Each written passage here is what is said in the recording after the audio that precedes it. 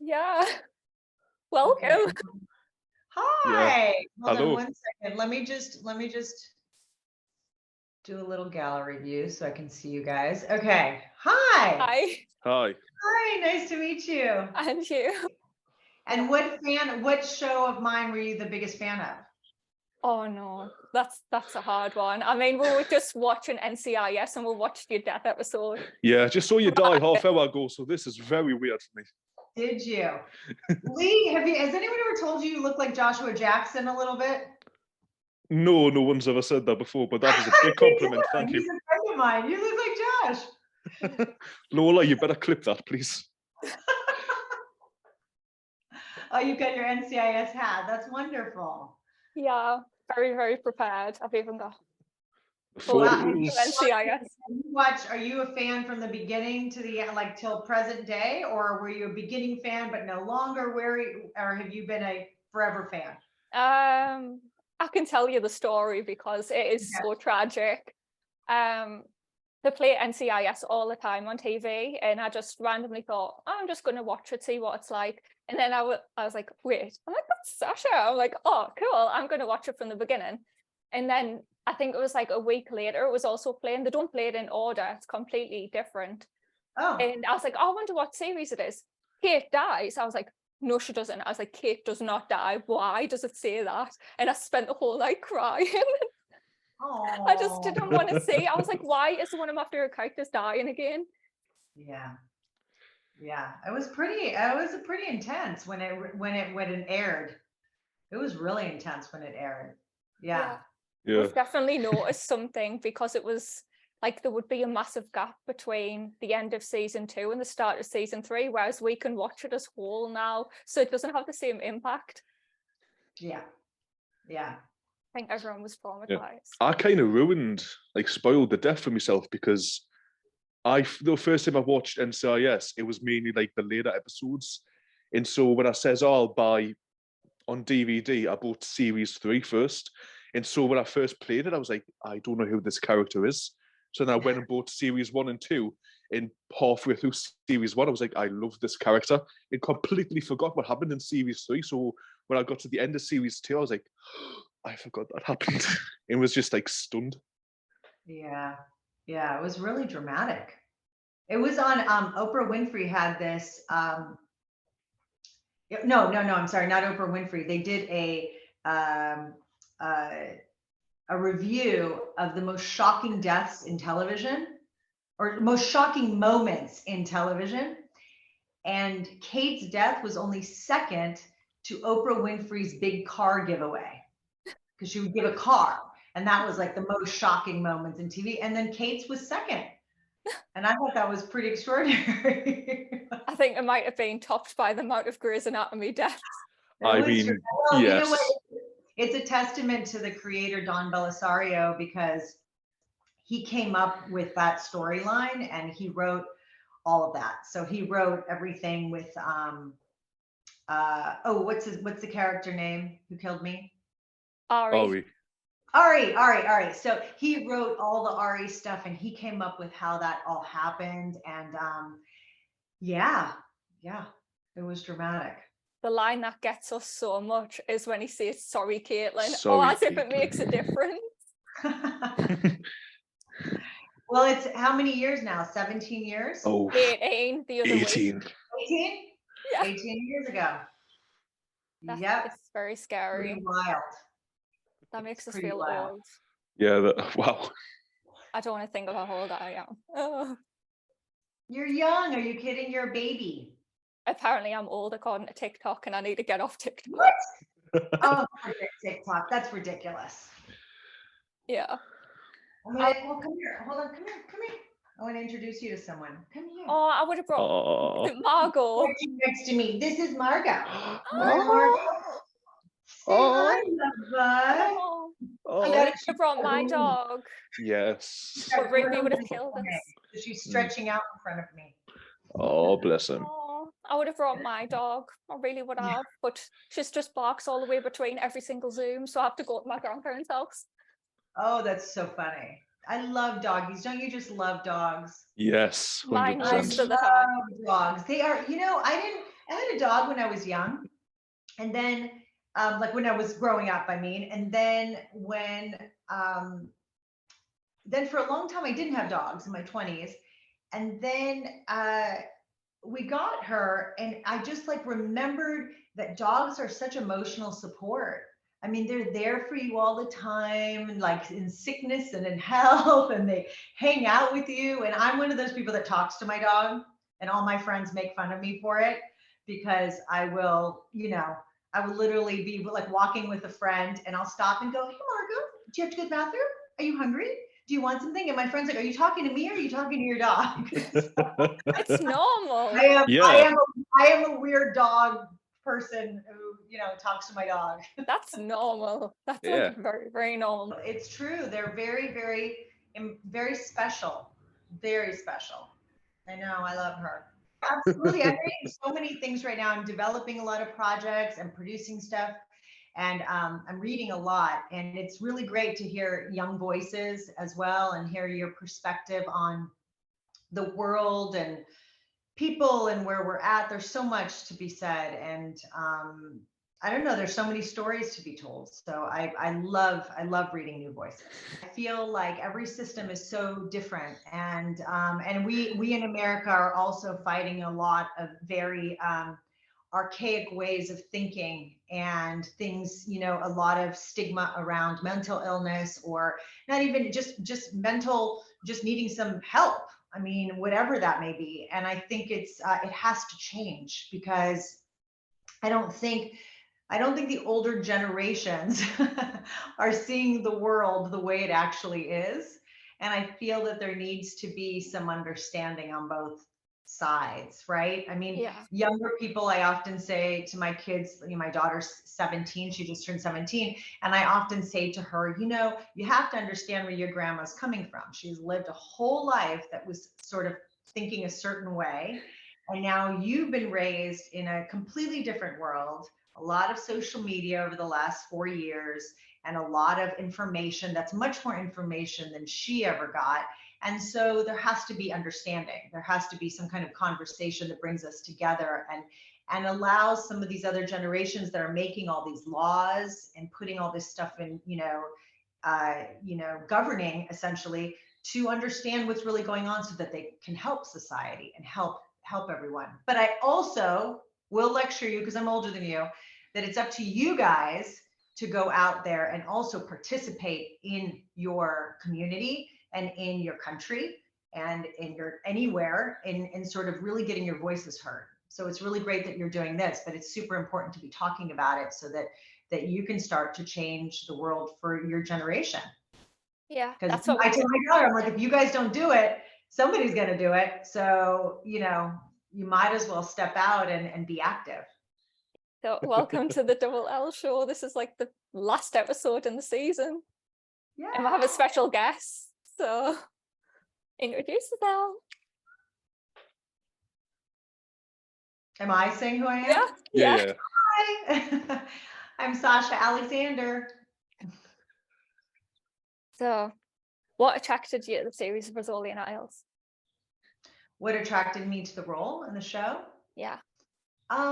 Well, the first time I read it, I just felt like it was a show that I was attracted to the story, and I loved the characters. I thought it was an interesting perspective on the crime show, because you're seeing it through these two very different women.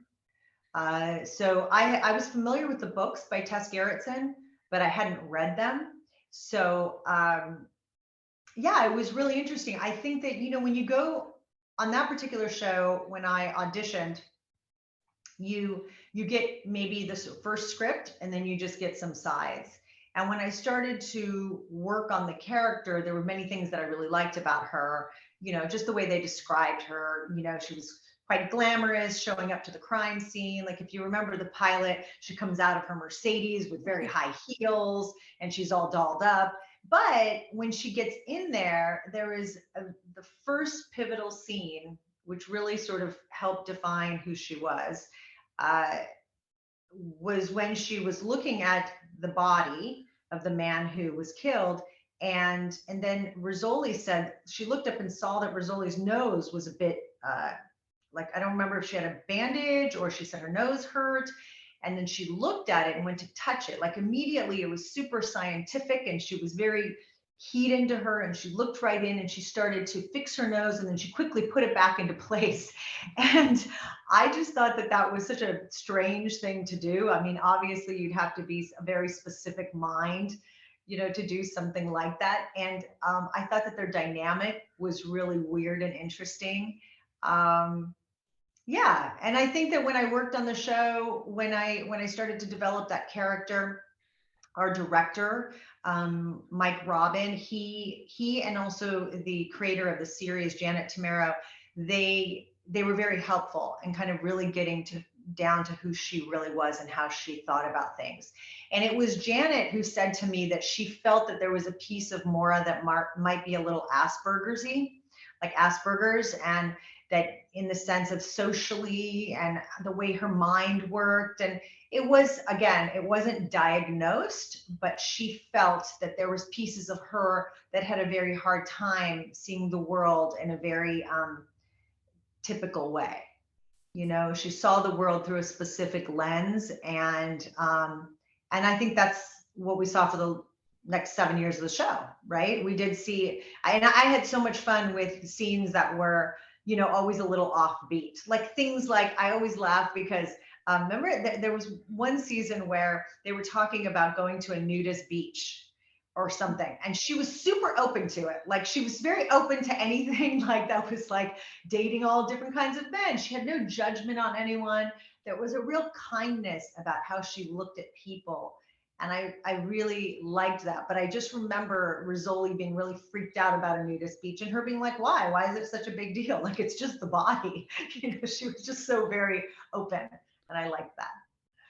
Yeah, she's so iconic. She really is. Yeah, I miss her. I miss her. She was great. I miss playing her. We miss her as well. Oh, Even yeah, though Lee definitely. hasn't finished it, so I can't spoil anything. I'm only on, I've finished series 1 in one day. I'm on to series 2. All right, you got a long way to go. It'll be fun. I do. It's really great. Did you ever get an answer whether Maura is autistic? Because I know that in a previous interview at one point you said that you never got an answer for definite. No, I didn't get an answer for definite. I think it was something that the writer suspected, and oftentimes she would write her in ways that, I don't know, I think she really leaned into the part of Maura that was socially awkward, that was not like anybody else, that her mind was more, you know, scientific. She was more, you know, I mean, she had a pet turtle. Oh, I love it. I love it. Yeah, tortoise. Sorry, tortoise. African something tortoise. An African, I can't remember. If I can't remember. I know you're gonna ask me about the terminology, and it's very hard. It was very hard to do the show because of how much dialogue I had and how much medical stuff I had to say. It was really tough. I would spend like 2 hours a night memorizing lines for the next day. It was really difficult. Yeah, I'm really bad at learning lines. And I know when I had a lot of dialogue the other week, I just was like, what is this? Like, no thanks. It's really hard. I went with the flow though. I just didn't care at that point. Yeah. When you've got loads of lines, it's really difficult. Like I had to learn 4 pages of just a one monologue for 4 pages for a theatre show. And I still to this day don't know how I managed to learn 4 full pages of dialogue just continuously. Imagine every single day, pages upon pages, and I would have to do extra work, which is I'd have to look at what it all meant. I can't just say these words and not know what I'm talking about. So I learned a lot, even though, you know, I'm not a doctor, but I really did learn a lot of different things about just our bodies, which was, I think will be very useful in my life. I often go, you know what, if I ran across some bad situation or if something happened, I was near an accident, I think I would know what to do.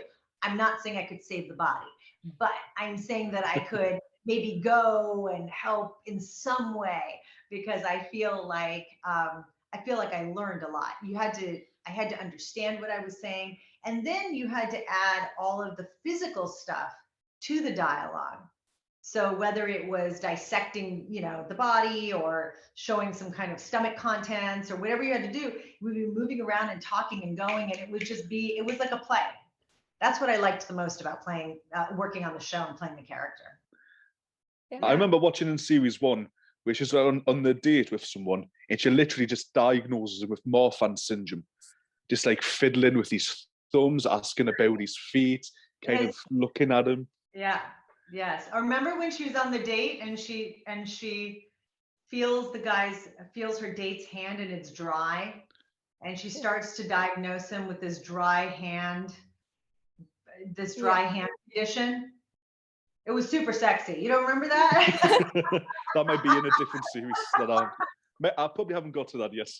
Yeah, I'm not going to spoil any of it, I promise. Yeah, it's pretty funny. She's like on a date and she's diagnosing his hands. He's trying to get romantic, and she's like, your hands are really dry.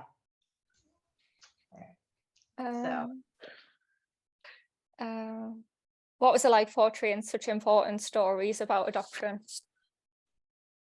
About adoption? Yeah. I thought it was a very compelling part of Mora's storyline and history. And what I really liked was that it was something that it grew over the seasons. And so there was time to really marinate in what had happened to her. There were different, versions of it, as discovering who her father is, discovering who her mother is. I did a lot of research and spoke to a lot of people, but I also know a lot of people that have been adopted, and we were able to speak about, your own feelings of identity, which I think is a big piece of it. Of just who are you? Where did you come from? How did you get certain pieces of yourself? And also understanding and loving the journey that got you there. Whether that's, having been adopted by wonderful parents or not, and not having a great journey, whatever that may be. I found the whole thing, I found it very emotional. It really was. And Lee hasn't came to that bit yet. So it's always everything anyway. I gave him notes on everything that happened, so we didn't have to catch up. How do you feel about Mora being so many people's comfort character? I don't know. I've never thought of her as a comfort character. Yeah. Is she? Yeah, 100%. Like, I'll always go and watch, because I think I started watching properly when I was just diagnosed with autism, and I was like, oh my God, a character that's actually like us, even though I can't say I'm that smart, but yeah. It was just like, she was so relatable. I'm like, okay, that is awesome. And a lot of people find that comforting as well, especially in the community. I found loads of threads on Tumblr about it. It definitely makes it entertaining. I love what I do. And I think one of the most important things about being a storyteller, whether you're acting or writing or directing or producing or writing a novel or making art or anything, the thing that we all want is connection. And we want to be able to be seen and heard, whatever that is. And so in this case, Tess Gerritsen and then Janet to the screen brought a character and wrote a character that had all these sides to her. And so all I was able to do was bring it to life. And I do think that Mora, what I loved the most about the show for Jane Rizzoli and for Mora was that there were so many colors that they could show as women. It wasn't just that they were smart and then they were kind of bitchy and whatever. They weren't. They were friends, and they were funny, and they were vulnerable, and sometimes they were really tough and strong, and you were able to see all these sides. And so I think that when we see a character that we can relate to, that's what gives us the comfort, right? We see ourselves in characters and in people.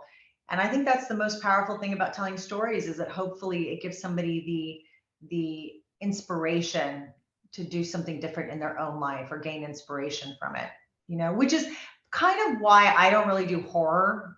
Like, I don't really do really terribly, like horror. I like psychological thrillers, but I'm not a horror girl only because I'm too emotional. I'm too sensitive. I'm an empath. It would like destroy me. I had a friend many years ago who did one of those like Saw movies. Oh, And at the time she was so excited that, she got this big movie. But when she came back from it, she was so psychologically distraught, not from anything to do with the set or the people, but just playing that role, being in that very dark space really messed with her head. And it was very hard for her after that. And I just remember being like, yeah, no, thanks. I'm good. I'm going to stick to the, to stuff that's a little bit more, I don't know. I don't want to say human, but a little bit more not so dark. yeah, we sit and watch horror movies right before bed and the darkest of darkest things. We just don't. It's a lot. It's a lot. And plus, I've watched the Saw series about 100 times over. So I know I can see the entertainment value, but if you go look away from all the horror and the gore, there's actually a big dramatic storyline that starts off in Saw, it continues all the way through it, and I like to concentrate on that. If sometimes I see the gore, and if I'm in a kind of a bad mood, I'm like, oh my god, that is brutal. I have just lost a crystal because I had crystals on the chair.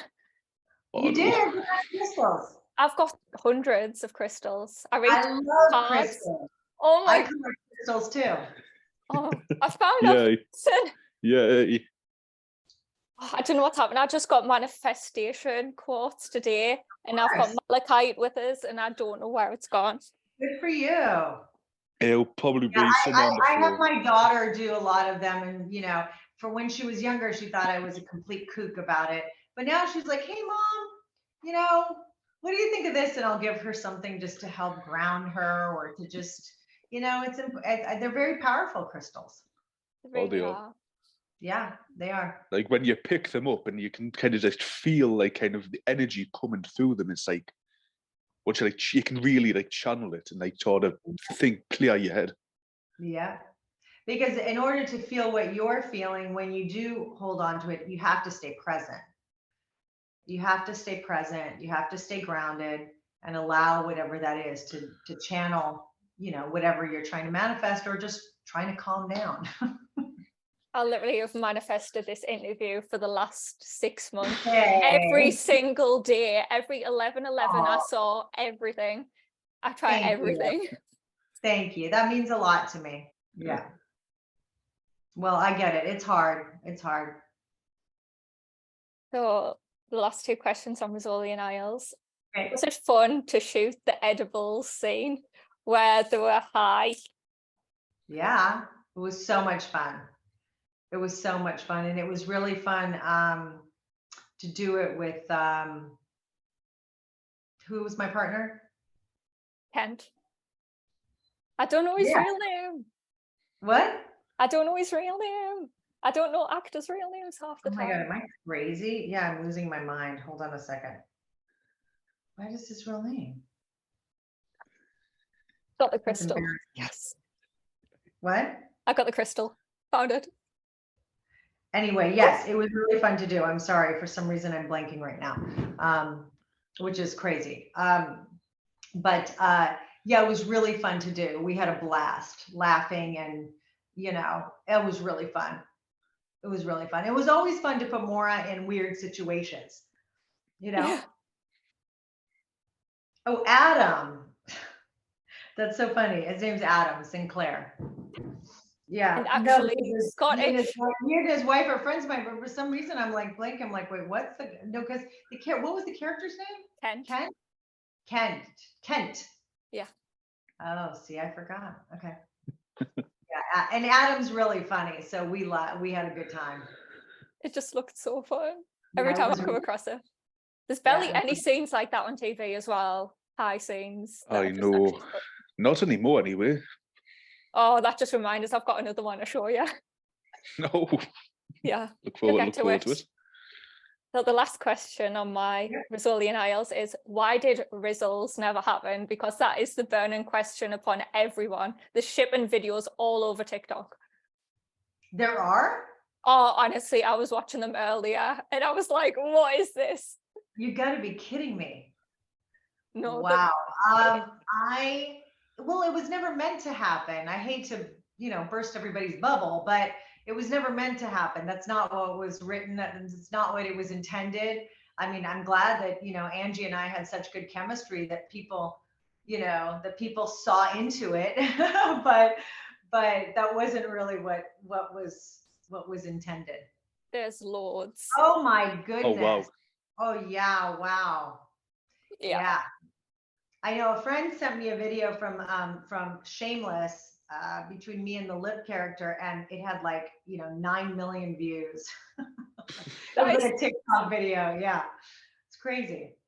Wow. TikTok is so scary. Everything just It blows is. up on there. So yeah, no, that was never meant to happen. I mean, I know that people liked that part of it, but that was never in the books. So it was never going to be in the show. Yeah, I didn't even get to read a full book. I mean, personally, I thought it would be really funny if there was some kind of a, I don't know, if there was like a dream sequence or something funny. I mean, imagine how hilarious. Mora wakes up and she's just like, I had this dream that we were kissing, and Rizzoli's like, what? Did you know Mora was supposed to be gothic? That's what it said in the book. Yeah. Yeah. That's a big difference. Well, they did dress me in the beginning in a lot of black kind of stuff, but I just don't think that that's what works. Like, I don't think a goth girl would have worked opposite Angie. Yeah. I mean, Rizzoli was also light-haired and Mora was dark, so they kind of switched that. Yeah, I mean, I think in casting, you have to kind of let things go, and you have to choose a person that fills the soul of the character more than their hair color, because you can change that, but you can't change somebody's sensibility. That's true. Definitely. So we're going to switch back to NCIS while everything's fresh in our minds and permanently scarred for life. How did the audition process go? The audition process, I didn't audition for that. I was called in to meet Don Belisario, and then I met him. I don't remember if I met Mark or not, Mark Harmon. I'm not sure. I think I may have. And then I had a meeting with them and we talked, and then that was it. They offered me the part. Wow. That is awesome. Yeah. This one's going to be hard, and I don't know how much you'll remember, but what line do you remember the most? Because they were savage. Actually, I know which line, because it was in the first episode that I ever did. And for some reason, it's a line that I remember often in life, because I actually think it's kind of an interesting thing to think about in life. But there's a moment where Kate looks at Gibbs when they're on Air Force One. I think I know the line. And she says, what does she say? I'm like some species of frogs. I grow what I need. And I remember at the time, I thought, wow, she's sassy. I mean, I was only, 26, 27 years old when I did that. And looking up to this man that's like 25 years older than me and being like, meh, meh, meh. Yeah. So I thought she was pretty sassy. But I don't know, that line is kind of interesting, to grow what you need. Imagine that there's a species that grows what they need. That's pretty cool. One of my favorites because the pilot's called the Anti-White is because Stenozo's sitting in the president's chair, and she's like, I draw the line at him sitting in the president's chair. Yeah, and then he's like, well, he's not using it. Like, okay. Yeah, that's very funny. That's very funny. My favorite line is when she's on McGee's shoulders and she's like, McGee, are your eyes shut? Yes. Well, open them before I break my neck. Oh no. Trying to break into the house. I remember that. The heat wave episode. Yeah. I was watching that one not long ago. Has this Gibbs rules? Gibbs's rules. No. I don't want to remember any of his rules. The response was, should I write these rules on my Palm Pilot or crochet them on pillows? Oh. Yeah, okay. I got loads of screenshots of quotes because I thought it would come in handy. Did you draw all of Kate's drawings? But I found a thread that said no. No, I did not. That's so No. disappointing because Oh. they were so Yeah, no. good. I'm They not were. that good. She drew very, very well. I'm not that good. Yeah. I mean, when I was doing the scene, I would draw over it, but I didn't do the actual drawing. Oh, this is a question that everyone probably wants to know. Why did Kate have to die? Did you get a choice in that? And did you remember that there was actually a premonition of Gibbs? Like he had a dream where Kate died, and then he's like trying to protect her because he's like, wait, is she gonna die? Well, the truth is, and it's controversial, but the truth is that I didn't know that I was, the dying was, as I said, that was written by Don Belisario, but I did want to leave the show. Mhm. So I did ask to leave the show, and I did want to leave the show. And that was Don's way of letting me out. Now, as far as Gibbs, It's a pretty good way to leave. and contrary to what was sometimes quoted that it was too physically demanding for me, which is BS, because I was an Olympic trained ice skater and I'm very physically capable. But it was a really difficult show in the sense that the hours were like 80-hour weeks. It was very, very, very challenging. But also you know, sorry, he's like, hi.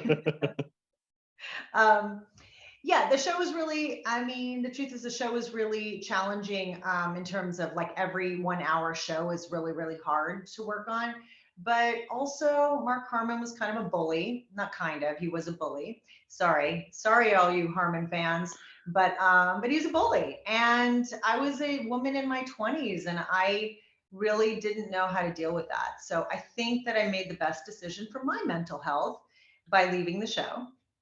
And I don't regret it. And I have had I love the show and I love so many people on the show. As you know, Michael is a very dear friend of mine, and Polly and Sean, they're all wonderful human beings. And I think it's a fantastic show. So I am not surprised at all that it's gone on for 45 years. It will continue. It's a great show. It was always a great show. It's a fantastic show, but it wasn't that fun for me to work on it. Yeah, the death scene was just something else. Wow, I thought I'd died before I ever got dead. Oh, I just know. the last line, it was just like, really? It's just so creative. I think it's because it comes out of nowhere, like you're not expected, all of a sudden, bang, it's just like, what? Yeah, I mean, it was all done very, very quietly, I think, because he didn't want to give it away to any fans. So nobody even knew that we were going to shoot it, and then it was done. So yeah, it was actually quite traumatic after that, because for years people were so traumatized by the shooting that I one time, and I'm not making this up, I mean, I don't make stuff up, but I mean, I do, but I don't. But I was in church and a woman walked up to me, and when she saw me, she was so overtaken that she went like this and went, Pam, Pam. And I'm like, lady, we're in church. But she didn't mean it horribly, but she just was like, I've been in restaurants with my children when they were little and people being like, oh my gosh, you died. And I'm like, I felt like a 4-year-old. What are you talking about? So it was really, it was definitely a strange thing. People had very strong reactions to it. Yeah. So. How did it feel to be the first death on the show? I don't know. I mean, like I said, it was, I don't know. There have been so many deaths on the show. Lots of women. I know lots of females over the years have died. Shocker. The next one was Jenny. I was the first to go, but not the last to be, yeah.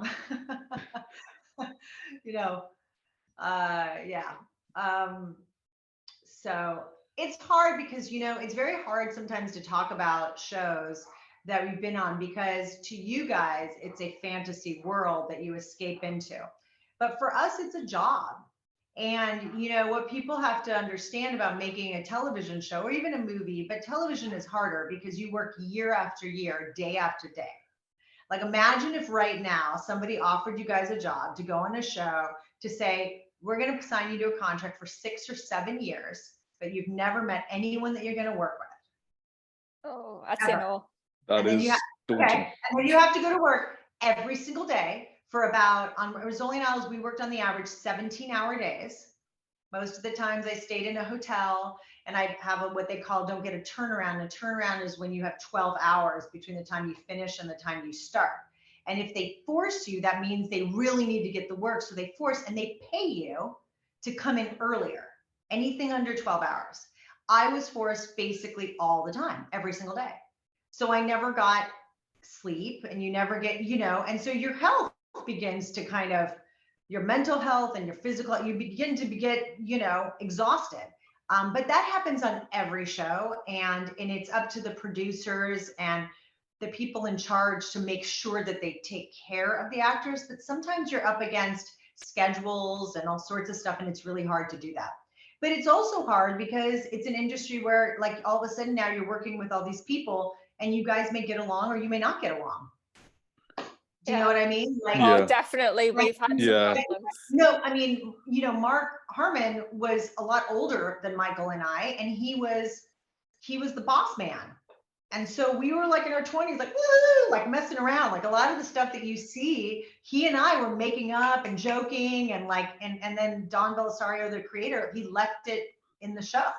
A lot of that stuff was just us being total goofballs, and we made it up. And so he let it stay. But oftentimes we were just delirious because we'd be shooting at 4 o'clock in the morning or something, and we would just be like, completely out of our minds. And so we were just surviving. But it's tough, it's tough. Ideally now you're seeing on TV shows, they're making 10 episodes or 12 or 13. And even that's very challenging, but it's still easier to work really hard for 5 months than it is for 10. Yeah. So it's hard, because I know we like those shows, we like a lot of them, but I also think on the people, it's pretty brutal. Yeah, definitely. Rizzoli, we only made 10 the first year. And then we made, I think, 12, and then 12, 13, 15. And only the last year we made 18 episodes. Yeah, that's definitely a lot. I'm kind of glad they write them shorter now. I don't know why, but I just am. Yeah. I feel like because there's a lot of demand as well for content, so shorter seasons just tend to work. Yeah, can fit a lot into like one thing by doing that, rather than having like just explode with like 20, 25 episodes. Yeah. What was it like shooting Kill Ari Part 1 with all of the comedy sequences? I loved doing all the Ari stuff. All that stuff was really great.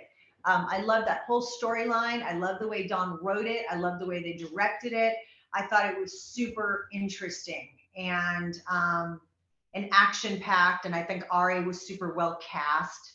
I thought it was really cool. It's just the sequences. I remember having a really good time doing that. I just like when Tony's like, I'm thinking of her naked, and you're like, what? Like, she has just died, and you're thinking of it. Yeah, but that's just classic. Let me be clear about something, because I don't want to be like, poopy about it. But when I say that the show wasn't fun to work on for me, I don't mean that the acting isn't fun. I actually find the acting always really fun. When you're in a scene and you're actually doing a scene with your partner and all of that, that's the best part about what I get to do.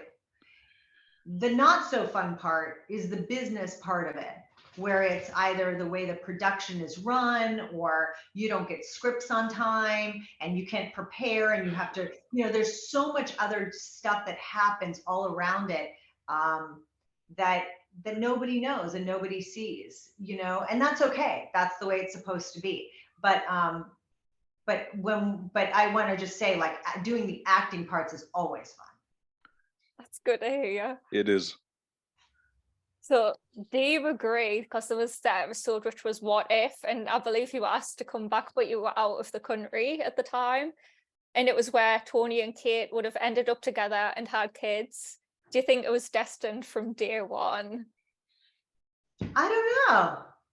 Come on up, Margot. You're It's being so really cringeworthy though, because in one episode, Kate was saying about how much she wanted to be a mother and that she wouldn't let her kids out of her sight, and then you're just like, that's never going to happen.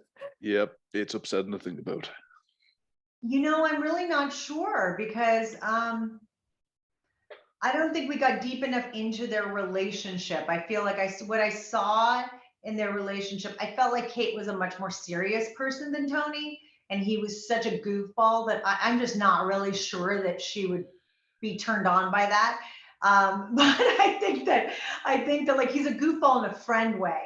But I would be curious to see DiNozzo. I know that when he matured in later years, I feel like the character then evolved into a more manly, strong sort of side of him. But I don't think Kate was there for that. So No. hard for me to no, really. predict. They would have been divorced probably if they even got that far. Yeah. So on to the career part, which is like interesting for us because a lot of actors just go straight into like acting school, whereas you didn't. You done filmmaking, so that's like pretty rare to hear.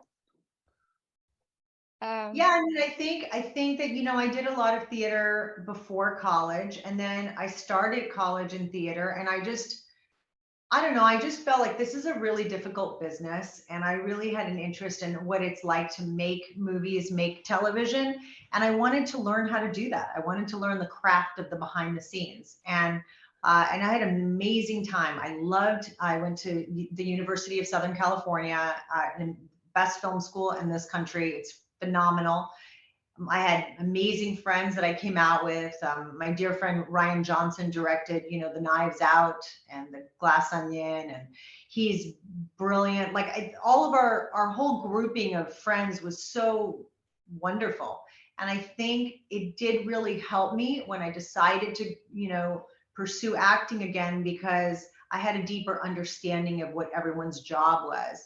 I think oftentimes most actors have no idea and they can become kind of jerks on set, like, I don't want this and I don't want that, and they think they know everything. They don't realize that so much conversation happened before they got there. And an actor is a part of that. An actor is a huge, important part of that. But I think everyone's important. I think the whole team is important. I think the collaboration is important, that the ideas are important. And oftentimes, you know, I worked with somebody and they would say, you know, I don't want this glass. I imagine that my character would have a blue glass. Like, why would you bring me this clear glass? And the prop person would be like, oh, well, I got a whole bunch of glasses in the back I could show you. Like, they didn't even think of that because it's the actor that's bringing that piece. So every person is great at the specific thing that they do, you know? And so I just loved that. I loved film school. Have you ever thought about writing or making your own TV show, short film, or just film in general? Because I know you like writing. I have a lot of projects now that I have adapted a book. I have a script that I co-wrote. It's a movie that I'm trying to get made.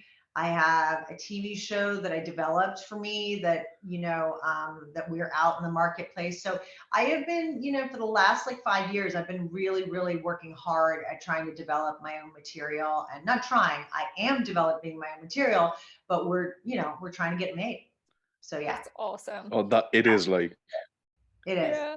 It's really hard because we know how hard it is, because trying to get ours off the ground, anything we've done, we've had to make ourselves. Might not be good, but yeah. Yeah, it's hard. It's hard to get money, and it's hard to get it distributed. So there's a lot of pieces to it, but you just have to stay on it. And if it's good, I think it will find a home. Yeah. That is true, yeah. What's the next one? What is one piece of advice you've learned that you can apply to all aspects of your life? So challenging. Probably so many. One I always like to say is don't ever assume anything. Like, don't make assumptions about things. When you don't know the context about stuff, or when you weren't there, or you don't know, don't make assumptions, because I actually think that assuming things is what gets us in a lot of trouble, and it's also a lot of miscommunication. You know, like, oh, I assume that, like, my son, he's in 6th grade, and he was saying something about his teacher. And I said, well, why would you assume that? You don't know that your teacher feels that way. Have you asked your teacher? No. So you're assuming that your teacher feels that way. Right. And I think that in life, that's important, because I think the other thing that I will say is that I always, whenever, I guess I don't ever try to judge anybody by their worst behavior, because I think that everybody is struggling in some way. And I think that everybody has a story they're telling, or there's something going on with them. And so I try to always lead with empathy and with kindness. And if I'm confronted then with meanness, or, you know, whatever else, aggression or anger or whatever it is, then I'll deal with that. But I know that when people behave that way, I think it's because they're working out of their lowest sense of who they are. Because, you know, if you're happy and you're doing your thing, then you're not angry at people, right? It's that simple. So I think those are the things that I think are important, because you know, often, no matter what job we're in, we're working with so many different types of personalities and people, and you do have to learn to understand other human beings. So, how often do you get offered roles in comparison to auditions? Well, it depends. I mean, I'd say now it's more auditioning. It used to be more offers. Now it's more auditioning, because it's just a harder market, and everybody wants to see everybody do the part.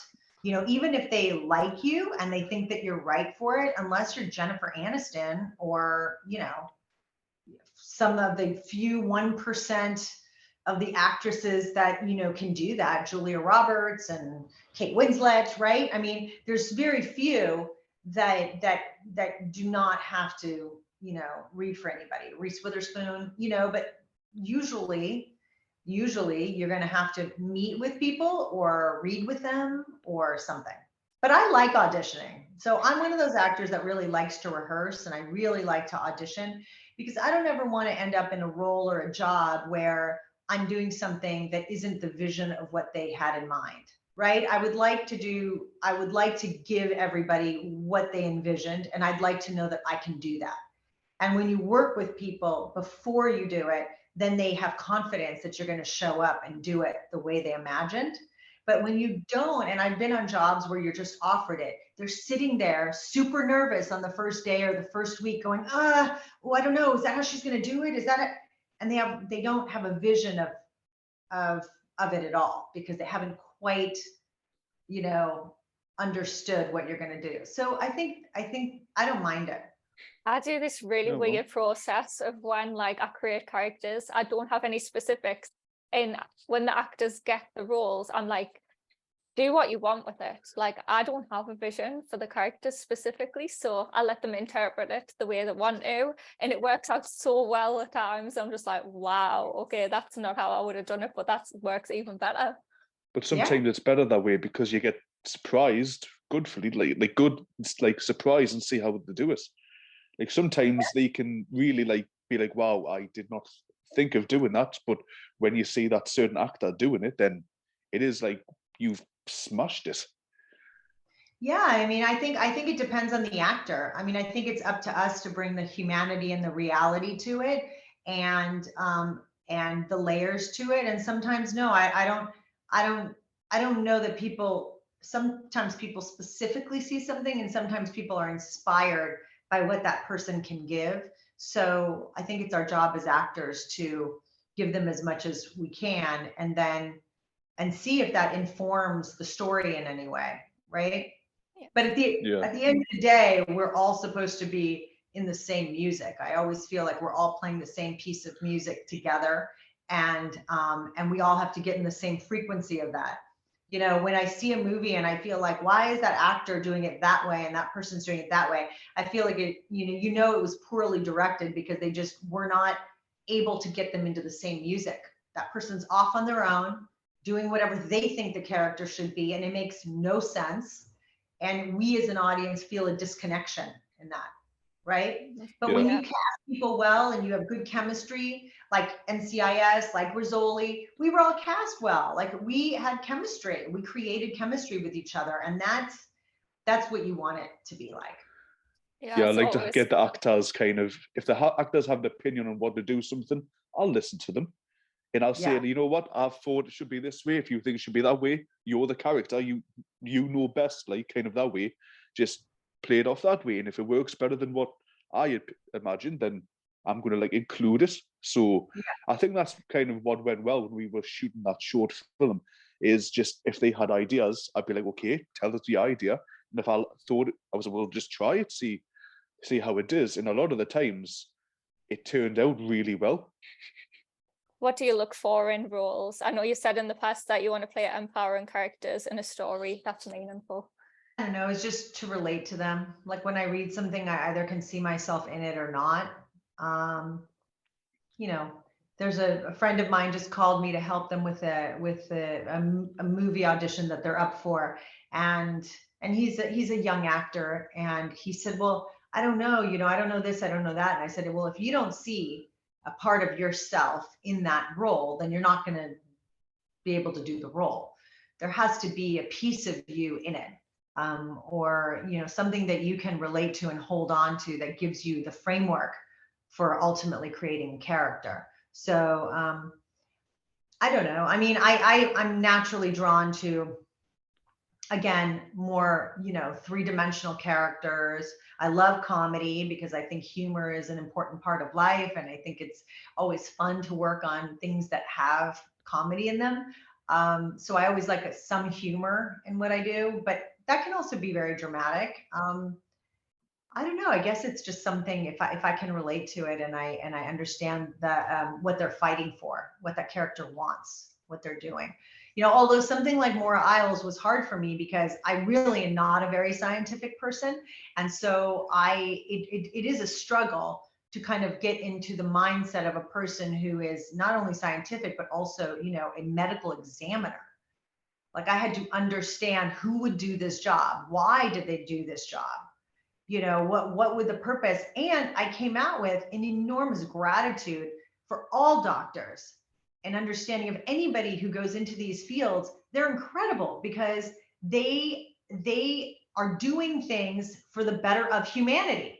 They are giving us stories and understanding of all these different things that are going on with our bodies. And imagine if people didn't do those jobs, we'd have no idea what was going on. Yeah. So I actually at one point just became extremely grateful for it. And I felt really honored to be playing a character that was doing this as a profession.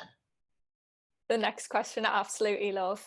How good are you at accents? And I'm just going to switch into American right now because it's so much easier. I can just switch into accents. So much easier. I don't know. How good are you at accents? Let me think. I could probably do a little bit of an English accent, I suppose. I would have to work on it a little bit, but I think that I think I could do it. I don't know if I could do the dialect of exactly where you're from, but nobody can. Oh yeah, Southern. I love some Southern accent. I love some Southern accent. I have a friend, he's from North Carolina, and when he comes over, we always talk like we're from North Carolina. So we love doing Southern accents. And I speak 2 languages, so I can do a little Italian, I can do an Eastern European. I like doing the Russian accents. I love doing Russian. Yes, I can do the Russian too. Russian is one of my favorites. It's a good one to do. It's a good one to do. Yes. I just love doing accents. And I kind of lost the bet with him by saying I was going to do the whole thing in American until you noticed that I wasn't. If you could work anywhere in the world, where would it be? Oh, if I could work anywhere in the world? Europe. I would like to work more in Europe. Anywhere. Yeah. I'd like to work in Europe. I just find it very inspiring when you're working when you have a setting that is something that's out of your normal comfort zone. When you work on stages, often it becomes kind of the same thing, but I love travel. I love different cultures. Like my dream job would be, so we'll manifest it with our crystals. Yeah. My dream job, what I'm manifesting, is to do a series in Europe. Something I'll see what I can do with mine. Something I can travel to different mystery every season, something that's very like, you know, yeah, I don't know. I mean, I like crime stuff because it's always very suspenseful and interesting and we're always unraveling something, but as long as it's got great characters, I don't know. So yeah, that's what I'm manifesting. I am actually really trying to take a lot of breaks from social because I just don't, again, mental health, I think is way too much. And I mean, I like some benefits of it. And then there's other things that I think could suck you into this rabbit hole and then you haven't gotten anything done. And I really am I'm not trying, but I am promoting to my children really to, you know, give themselves a break because there's so many things that are more interesting, like what we're doing now, even just by connecting and speaking and having a real conversation. I just feel like a lot of that's not happening anymore because people are just, you know, doing the face and just da-da-da, and it's just, I don't know, it's sad. So anyway, yes, the answer is sure, I can give you a follow back, but you know, if you message me and you don't hear from me, I'm telling you now, I don't even check. Also to say, I'm so sorry about what you experienced while in Hollywood, all the bullying and stuff, because you definitely don't deserve that because you're literally the sweetest. Thank you. Well, nobody deserves that. And I don't mean to like point him out, but it's the truth. So I'm not gonna hide from it anymore because I feel like, you know, when I left that show, I was still in my 20s and it's, you know, it's very hard. Nobody spoke up against people and all this stuff, but we live in a different world now. And I'm really happy that you guys have the strength to say, this is not okay. And this is not okay. And, you know, I didn't have that strength at the time. Mm-hmm. And so my only ammunition was to be able to remove myself from a situation that I found toxic and to save myself. And that's what I did. Mm-hmm. And so it's hard for people to understand that. And I get it. You know, it's hard for people to even hear it because they never want to hear anything negative about, you know, a show that they love. But that's life. Yeah. People don't like it. And that's just the way it is. And you know, there's no like right or wrong. But again, I mean, you know, these shows and a lot of stuff can be on a lot of different things, a lot of different environments. They can be really hard because people are under a lot of stress and a lot of pressure, and maybe they're not being their best selves. But you know, I just knew. Yeah, I think I'm really happy now that at least people are really speaking up about behavior. I think it's happened in every workplace, but I certainly think Hollywood could fall prey to a lot of bad behavior from men and from women. So I do not want to blame men for this. I've seen a lot of women behave really badly, and I think they should also be held to the table. Like, you know, it's still a professional environment. You got to show up and do your work, and you know, and so I'm not, you know, I think it's a better time now that people are at least speaking up to say that it's not okay to do that. Yeah. Well, all I want to say to both of you is you're both lovely, lovely, lovely, and mm-hmm. continue doing what you're doing and continue bringing people together and continue having real conversations and sharing your struggles. And I really admire how honest you are, Lola, about everything that you're going through. I really admire that. And I think it's as we talk about how things used to be versus how they are, there were periods where people were so scared to talk about what their inner life was, and anything that may be perceived as weak or a struggle or anything like that. It was always like, no, you got to like put up your fronts. And I feel like now everybody's just talking more openly about what's going on with them. And they're not weaknesses. It's called being a human being. and we all have so much inside of us, in our minds and our hearts. And I feel like, I don't know, I feel very inspired by the fact that you are speaking openly about so much. I really am. And it's made me so comfortable with it, even though I'm not so comfortable with it. It's not easy. You know, later in life when you're just like, I don't know, you know, we were always taught not to say anything. And now I'm like, oh gosh, everybody's sharing everything. I'm happy that I met you guys. I look forward to reading the script. Thank you guys. Thank you so much. Thank you very much. Nice to meet you, Lee. Thank you. It's been lovely to meet you. Continue doing all your creative work, you guys. I look forward to seeing you in something.